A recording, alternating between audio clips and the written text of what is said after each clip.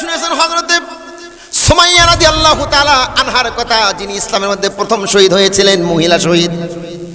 আরে ইসলামের চরম শত্রু আবু জেহেল, চেনেন কিনা? চেনেন? আবু জেহেল বর্তমানে নাই, আবু জেহেলের নাতিপুতিরা কিন্তু এখনো আছে। কথা বলেন, আছে না নাই?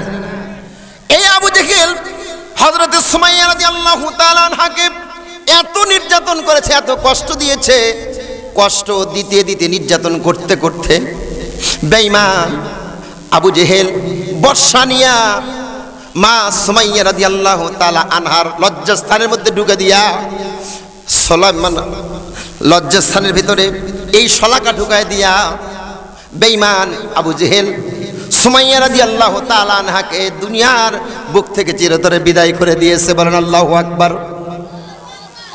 এরকম নির্যাতন তো আমাদের কাছে এখনো আসে নাই। আসছে? যদি আসে পালাবেন না, সামনে যাবেন। কথা বলেন, কথা বলেন, কথা বলেন। পালাবেন না, সামনে যাবেন। একটা কথা মনে রাখেন, এখনো কিন্তু যুদ্ধ শেষ হয় নাই, এখনো যুদ্ধ শেষ হয় নাই। মুসলমান জীবনটাকে যদি বাঁচাতে চান, ইমানি হালতে যদি রাখতে চান, ইমানের বলে বলিয়ান হয়ে সামনে এগোতে হবে, পিছনের যাওয়ার কোনো সুযোগ, কথা বলেন, সুযোগ। আমার ভাইয়েরা, আর ছোট্ট একটা জীবনী বলি বন্ধুরা, আমার মায়েরা কানটা খাড়া করে দিয়ে শুনেন। আমার মায়েরা কয়, এর সংসার কেমনে করি মাগো? তাহলে আপনাদের জন্য বলছে। আচ্ছা বলেন তো, ফিরাউনের স্ত্রীর নাম কি ছিল? কথা বলেন, কি ছিল?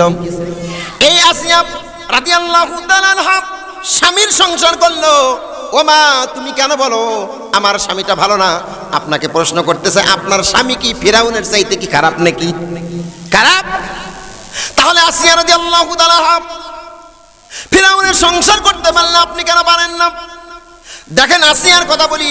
আসিয়াকে মারতে মারতে মারতে মারতে পিছনে একটা চৌকাঠ বসানো হলো, চৌকাঠের কাছে নিয়ে যাওয়া হলো।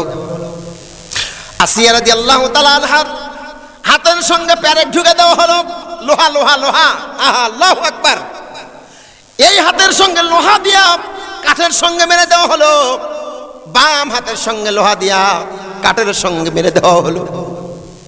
দুই পায়ে দুই হাতে শরীরের মধ্যে কাঠের সঙ্গে প্যারেক ঢুকে দেওয়া হলো। দেওয়ার পরে স্বামী পাষণ্ড বলতেছে, ও আসিয়া বলো বলো, এখনো কি তুমি ঈমান ছাড়বা কিনা বলো? আসিয়া বারবার বলে, লা ইলাহা ইল্লাল্লাহ, যেই রবের উপর ঈমান এনেছি জীবন দিব, ঈমান ছাড়ব না। পাষণ্ড স্বামী। এবার ফিরাউন বলতেছে, কে তোরা, কোথায় আয়, তাড়াতাড়ি আয়। কি হয়েছে? আমার স্ত্রী আমার কোনো কথা শোনে না, দেখ দেখ আমাকে রব মানে না, ওর নাকি আলাদা রব আছে। তাহলে শোনো, আর দেরি করো না, এক্ষুনি এই মুহূর্তে আসিয়ার শরীরে যত কাপড় আছে সবগুলো উলঙ্গ করে ফেলো। আমার ভাইরা, একে একে করে আসিয়ার শরীর থেকে যখন কাপড়গুলো খোলা হচ্ছিল, কষ্ট পাচ্ছেন? আমার আলোচনা কি বুঝতেছেন? এক এক করে যখন কাপড়গুলো খুলে ফেলা হচ্ছিল, আসিয়ার সহ্য করতে পারল না। সহ্য করতে না পাইরা আমার রবের কাছে আকুতি দিল, মিনতি দিল, দোয়া করলো। সেই দোয়ার কথা আল্লাহ পাক এই কোরআনুল কারীমের মধ্যে বলেছেন, ভালো করে শুনুন। আল্লাহ বলেন, ওয়াদারাবাল্লাহু মাসালান লিল্লাযীনা আমানু ইমরাআতা ফিরআউনা ইয ক্বালাত রব্বি বিনিলি ইনদাকা বাইতান ফিল জান্নাহ ওয়ানাজ্জিনি মিন ফিরআউনা ওয়া আমালিহি ওয়ানাজ্জিনি মিনাল কওমিজ যালিমিন।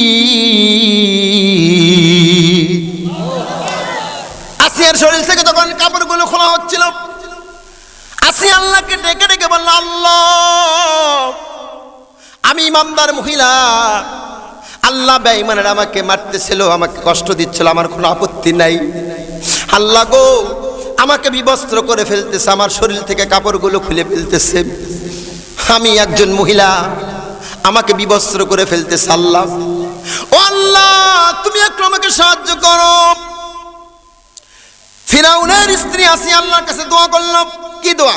আল্লাহ বলছেন, ইয ক্বালাত রব্বি বিবনিলি ইনদাকা বাইতান ফিল জান্নাহ। আল্লাহ, এই দুনিয়া আমার প্রয়োজন নাই, এই দুনিয়ার শান শওকতের কোনো দরকার নাই। আল্লাহ গো আল্লাহ, তুমি আমার জন্য জান্নাতের মধ্যে ঘর বানিয়ে দাও। এই দোয়া করার সঙ্গে সঙ্গে আল্লাহ পাক জিবরাইলকে ডেকে বলে, ও জিবরাইল, যা যা যা, আর দেরি করিস না, যা আমার প্রিয় ওই বান্দির সামনে আমার জান্নাতটা সামনে তুলে ধর। আল্লাহু আকবার।